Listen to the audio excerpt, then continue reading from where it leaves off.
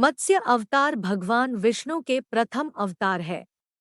मछली के रूप में अवतार लेकर भगवान विष्णु ने एक ऋषि को सब प्रकार के जीव जंतु एकत्रित करने के लिए कहा और पृथ्वी जब जल में डूब रही थी तब मत्स्य अवतार में भगवान ने उस ऋषि की नाव की रक्षा की। इसके पश्चात ब्रह्मा ने पुनः जीवन का निर्माण किया। एक दूसरी मान्यता के अनुसार एक राक्षस ने जब वेदों को चुरा कर सागर की अथाह गहराई में छुपा दिया तब भगवान विष्णु ने मत्स्य रूप धारण करके वेदों को प्राप्त किया और उन्हें पुनः स्थापित किया। मत्स्य अवतार की कथा। एक बार ब्रह्मा जी की असावधानी के कारण एक बहुत बड़े दैत्य ने वेदों को चुरा लिया। उस दैत्य का नाम हयग्रीव था। वेदों को चुरा लिए जाने के कारण ज्ञान लुप्त हो गया। चारों ओर अज्ञानता का अंधकार फैल गया और पाप तथा अधर्म का बोलबाला हो गया।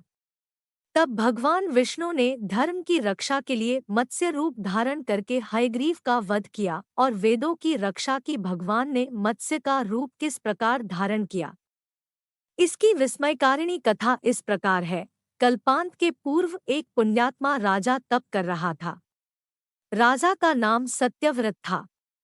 सत्यव्रत पुण्यात्मा तो था ही, बड़े उदार हृदय का भी था। प्रभात का समय था। सूर्योदय हो चुका था। सत्यव्रत कृतमाला नदी में स्नान कर रहा था। उसने स्नान करने के पश्चात जब तर्पण के लिए अंजलि में जल लिया तो अंजलि में जल के साथ एक छोटी सी मछली भी आ गई। सत्यव्रत ने मछली को नदी के जल में छोड़ दिया। मछली बोली, राजन, जल के बड़े बड़े जीव छोटे छोटे जीवों को मारकर खा जाते हैं। अवश्य कोई बड़ा जीव मुझे भी मारकर खा जाएगा। कृपा करके मेरे प्राणों की रक्षा कीजिए। सत्यव्रत के हृदय में दया उत्पन्न हो उठी। उसने मछली को जल से भरे हुए अपने कमंडलू में डाल लिया। तभी एक आश्चर्यजनक घटना घटी। एक रात में मछली का शरीर इतना बढ़ गया कि कमंडलू उसके रहने के लिए छोटा पड़ने लगा। दूसरे दिन मछली सत्यव्रत से बोली, राजन, मेरे रहने के लिए कोई दूसरा स्थान ढूंढिए, क्योंकि मेरा शरीर बढ़ गया है। मुझे घूमने फिरने में बड़ा कष्ट होता है। सत्यव्रत ने मछली को कमंडलू से निकालकर भी पानी मछली से का भरे शरीर हुए रात मटके भर में में रख ही दिया। मटके में इतना बढ़ गया कि मटका भी उसके रहने के लिए छोटा पड़ गया। दूसरे दिन मछली पुनः सत्यव्रत से बोली, राजन, मेरे रहने के लिए कहीं और प्रबंध कीजिए, क्योंकि मटका भी मेरे रहने के लिए छोटा पड़ रहा है। तब सत्यव्रत ने मछली को निकालकर एक सरोवर में डाल किया, किंतु सरोवर भी मछली के लिए छोटा पड़ गया। इसके बाद सत्यव्रत ने मछली को नदी में और फिर उसके बाद समुद्र में डाल दिया। आश्चर्य!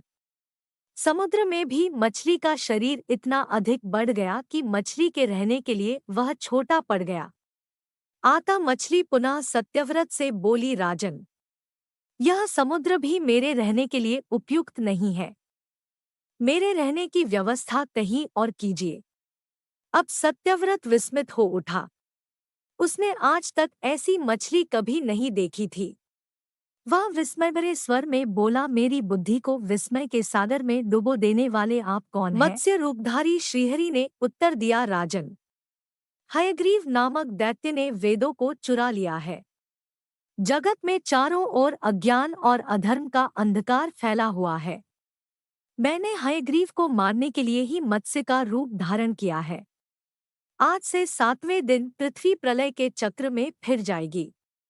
समुद्र उमड़ उठेगा। भयानक वृष्टि होगी। सारी पृथ्वी पानी में डूब जाएगी।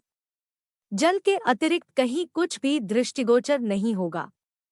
आपके पास एक नाव पहुंचेगी। आप सभी अनाजों और औषधियों के बीजों को लेकर सप्तऋषियों के साथ नाव पर बैठ जाइएगा। मैं उसी समय आपको पुनः दिखाई पड़ूंगा और आपको आत्मतत्व का ज्ञान प्रदान करूंगा। सत्यव्रत उसी दिन से हरि का स्मरण करते हुए प्रलय की प्रतीक्षा करने लगे। 7वें दिन प्रलय का दृश्य उपस्थित हो उठा। समुद्र भी उमड़कर अपनी सीमाओं से बाहर बहने लगा। भयानक वृष्टि होने लगी। थोड़ी ही देर में सारी पृथ्वी पर जल ही जल हो गया। संपूर्ण पृथ्वी जल में समा गई। उसी समय एक नाव दिखाई पड़ी। सत्यव्रत सप्तऋषियों के साथ उस नाव पर बैठ गए। उन्होंने नाव के ऊपर संपूर्ण अनाजों और औषधियों के बीज भी भर लिए। नाव प्रलय के सागर में तैरने लगी। प्रलय के उस सागर में उस नाव के अतिरिक्त कहीं भी कुछ भी नहीं दिखाई दे रहा था। सहसा मत्स्य रूपी भगवान प्रलय के सागर में दिखाई पड़े।